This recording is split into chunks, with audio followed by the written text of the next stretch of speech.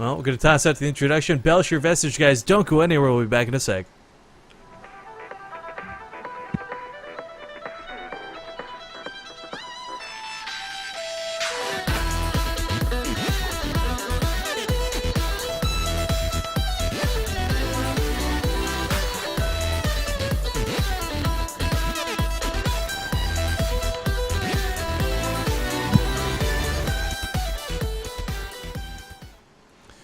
Alright, I think everything there looks to be in order. If anything's wrong with UI, guys, please let me know ASAP. But of course, this is Rifkin. I'm casting with Doom, and we're back for some more DreamHack action. Spawning here in the lower right corner of the map in this brand new series, playing for my insanity. It is, of course, the Teal Protoss player, ABomb. His opponent, in the upper left-hand corner of the map, from Dignitas, the Green Zerg player, is Tefel. Now, I'm super personally excited about this matchup, guys, for two reasons.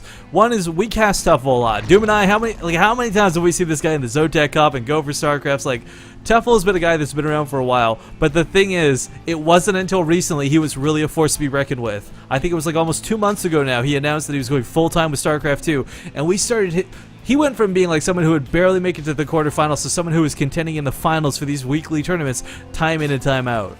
Yeah, man, and he's been a pretty big mainstay of both the Challenger and Premier League of European WCS EU. He also came in the top 16 in a top 16 finish in DreamHack Summer, and then just missed out in DreamHack Valencia from that top 16. But he's definitely storied in terms of DreamHacks. He's experienced in terms of DreamHacks, and I think he knows what it takes to get to those later stages of the tournament itself.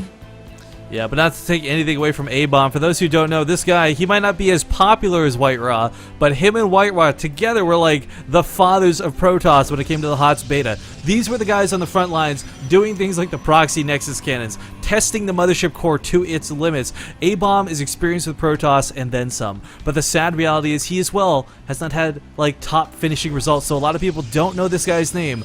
But hark and reckon, you guys should remember ABomb. Well, ZVP matchup here, Belshir Vestige, and did it get vetoed down to this map? Is this what both players mutually agreed upon eventually? I believe there's 5 maps total in the pool, so they veto one each, and then they pick the order afterwards. Okay. Because I believe it's going to be this, Star Station, and then Neoplanet S if it goes to Game 3.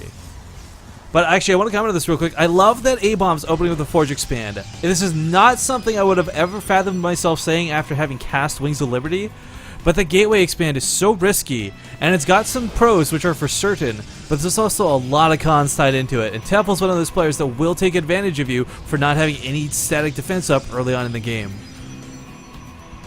Yeah, and curiously enough, ABomb did not go for a scout.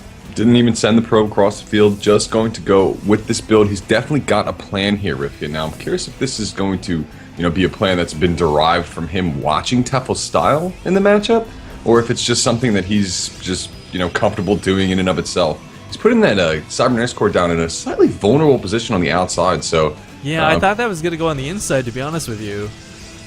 But, unless Tefel goes for something like really early roaches, it should be okay for now. But I agree, it's a really dangerous spot to have that Cybercore.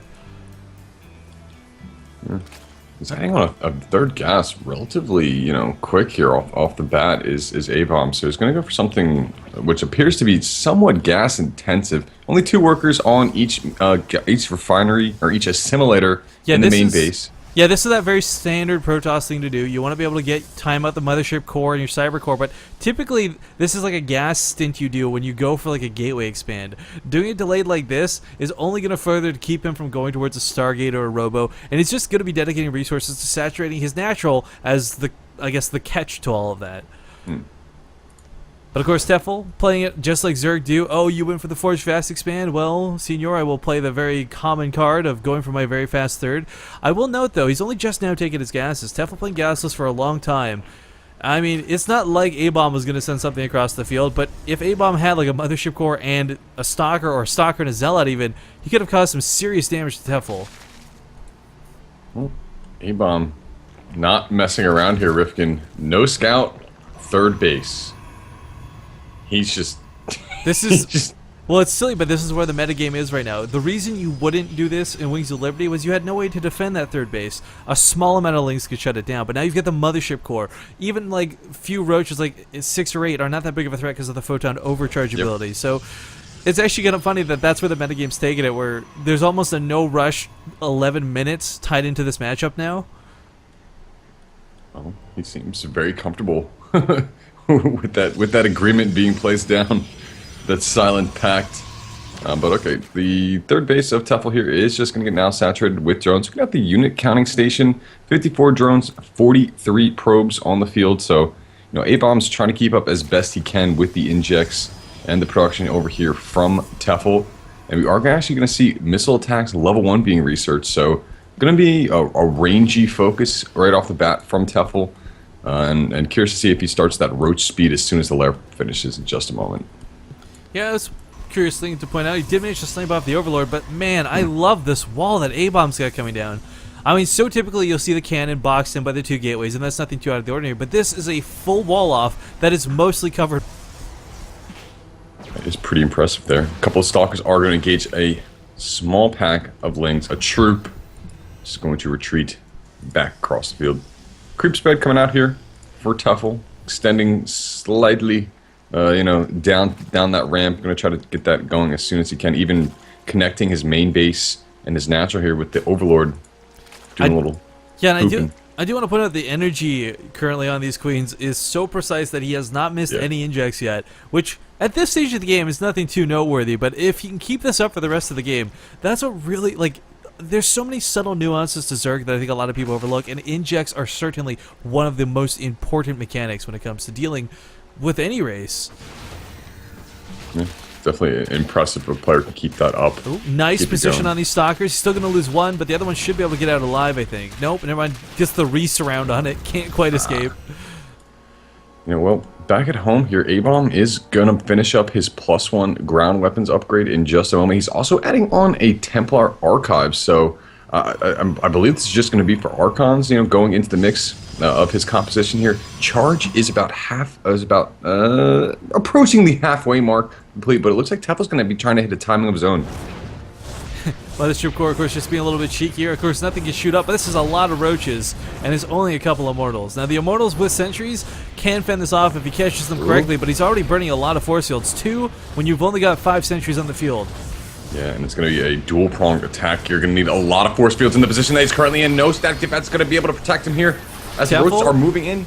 No, I was going to say, Tefel might have got some roaches in there, but these are some pretty decent force fields coming out of ABomb. 2 Immortals are going left untouched for the time being, and they are sniping off the roaches, but those force fields go down. The sentries are out of energy. A Time Warp desperately tries to save the Immortals as they back into the third base, but of course that means the Cyber Core will be torn down, and that positioning, dude.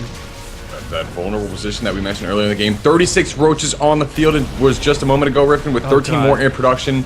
Hardened Shield might as well have not even been there. Those roaches tore that Immortal down so quickly. 2 more coming to the rescue. Nexus just dropped immediately, Rifkin. There was Photon Overcharge going down on him, but it's not going to matter here. Lings are flooding in beyond this. ABomb, his entire world is crashing down. No scouting went down. There's the GG. Tefel going to take the first game of the series.